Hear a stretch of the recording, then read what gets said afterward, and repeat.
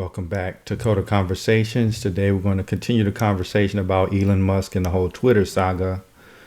A little bit over a week ago, I made a post about the potential firing of Twitter employees. And so apparently once the acquisition went through, he went through with the firings. And he's kind of going on a firing spree.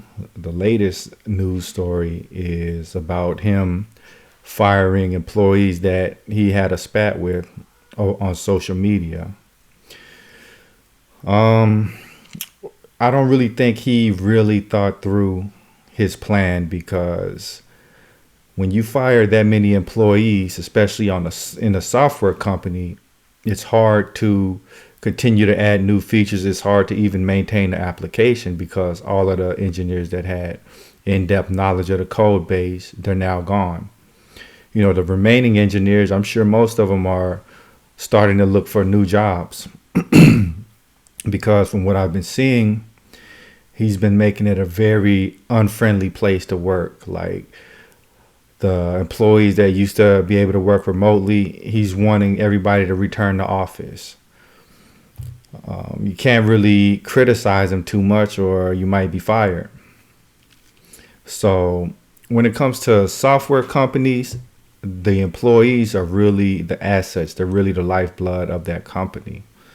And in his mind, he seems to think that they're interchangeable. He can fire the majority of them and just replace them when needs be. But the reality is, who's going to want to work at Twitter, you know, after you've seen the boss just axe the majority of the staff, and he's really removing any real incentive to work there. I think the issue with Elon is that he thinks that Twitter is like Tesla. Like when you have a cutting edge project, when you have something that's really interesting. So say, for example, like putting a man on the moon. The project is so interesting that, you know, employees are willing to work long hours.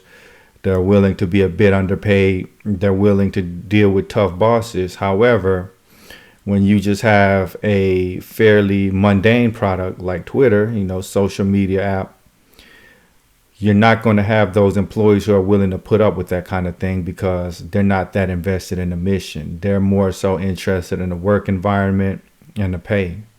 So, you know, after all of those firings, what he's going to have to do is, in order to attract talent, he's going to have to pay up and above the average rate, because a lot of people are already shaky about working there due to the mass firings and you know, hearing about some of his antics. So he's not in a really good situation, especially if the Jack Dorsey blue sky alternative, if that starts taking off, he's really in trouble, because he's dumped like 40 billion into an application that a lot of people end up fleeing, and then all the expertise is gone because he's fired a lot of it. So, you know, we look at a lot of these guys as geniuses, but that doesn't mean that they can't miscalculate. Elon treating his employees as if they're interchangeable and disposable, that's really going to have it's going to have a huge effect on his bottom line, to put it simply. But on top of that, what this shows you is, as a software engineer, this industry is really unstable.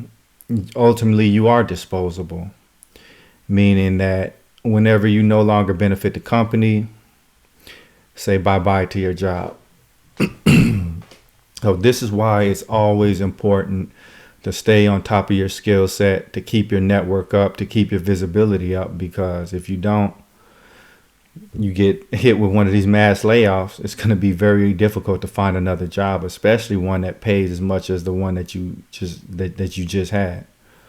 So if you're not in the industry, I want to give you a little advice.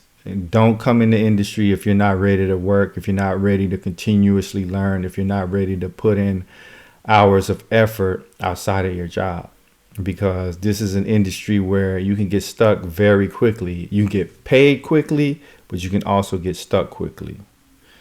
So in other news, there's a lot of other mass layoffs. Amazon just laid off around 10,000 employees. Meta's laid employees off. All the big tech companies, they seem to be laying people off aside from Apple. So to me, that really signals that we're already in a recession. They just don't want to publicly admit it.